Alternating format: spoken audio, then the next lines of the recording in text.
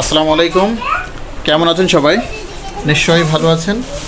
আমিও আপনাদের দোয়ায় অনেক ভালো আছি। আজ থাকছে আপনাদের জন্য অত্যন্ত গুরুত্বপূর্ণ আরও একটি আপডেট নিউজ। তো আপডেট নিউজটি কি সেটা জানতে হলে পুরো ভিডিওটা জুড়ে সঙ্গে থাকবেন। আপনারা এই মুহূর্তে দেখছেন NTR-CI and educational update channel. আমি আছি মোহাম্মদ ফিরোজ কবির, সহকারী শিক্ষক। তো চলুন শুরু করা যাক। আজকের যে গুরুত্বপূর্ণ আপডেট নিউজটি আছে সেটি নিয়ে কথা বলা যাক। চলতি বছরের এসএসসি ও সমমানের পরীক্ষার ফলাফলের জন্য অপেক্ষায় রয়েছেন 19 লাখ পরীক্ষার্থী। তাদের ফল জুলাই মাসের শেষ সপ্তাহে প্রকাশ করা হবে। বিধান রয়েছে পরীক্ষা শেষ হওয়ার 60 দিনের মধ্যে ফল প্রকাশ করা হয়। সে অনুযায়ী ফল তৈরির কাজ চলছে। বুধবার 12 জুন ঢাকা মাধ্যমিক ও উচ্চ মাধ্যমিক শিক্ষা বোর্ডের কর্মকর্তারা দৈনিক শিক্ষা .comকে এই তথ্য নিশ্চিত করেছেন। আন্তঃশিক্ষা বোর্ড সমন্বয় কমিটির সভাপতি প্রফেসর ডক্টর খন্দকার এহসানুল কবির দৈনিক শিক্ষা .comকে বলেন, আমরা 2 মাসের রোডম্যাপ নিয়ে আগাচ্ছি।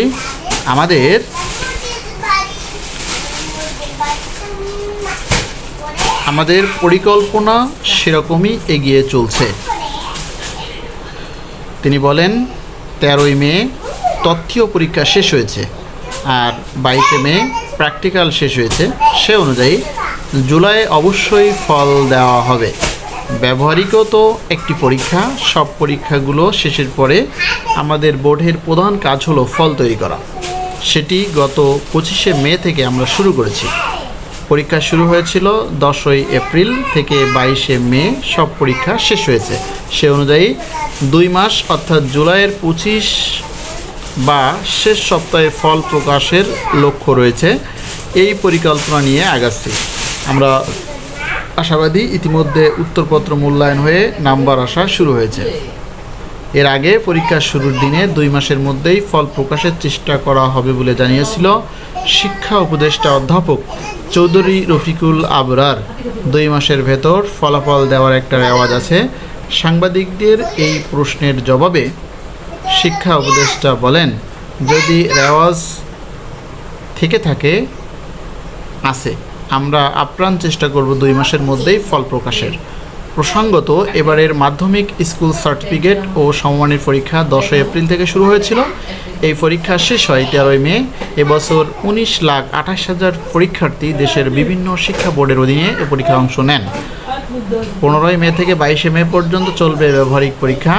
এবারের এসএসসি পরীক্ষা পূর্ণাঙ্গ সিলেবাসে সব বিষয়ে পূর্ণ নম্বর ও পূর্ণ সময়ে অনুষ্ঠিত হয়েছে।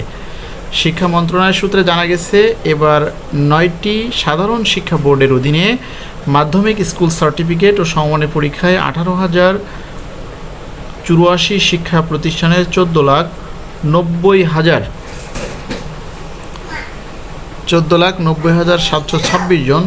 এর মধ্যে ছাত্র 1,50,893 জন, ছাত্রী 1,43,833 জন। পরীক্ষা কেন্দ্রের সংখ্যা 725টি, প্রতিষ্ঠানের সংখ্যা 9,063টি। বাংলাদেশ কারিগরি শিক্ষা বোর্ডের অধীনে সর্বমোট পরীক্ষার্থীর সংখ্যা 1,43,313 জন। এর মধ্যে ছাত্র 1,08,385 জন, ছাত্রী 34,928 জন। তো এই ছিল এখনকার মতো আপডেট নিউজ। যদি ভিডিওটি ভালো লাগে অবশ্যই লাইক, কমেন্ট, শেয়ার করতে ভুলবেন না। এবং যদি আরও বেশি চ্যানেলটিকে এগিয়ে নিতে চান অবশ্যই আপনারা এটাকে বেশি বেশি লাইক, কমেন্ট এবং শেয়ার করবেন। ধন্যবাদ সকলকে এতক্ষণ সাথে থাকার জন্য। দেখা হবে আরও একটি নতুন কোনো ভিডিওতে। ততক্ষণ পর্যন্ত নিজের খেয়াল রাখবেন, সুরক্ষিত থাকবেন। ধন্যবাদ সকলকে। আসসালামু আলাইকুম।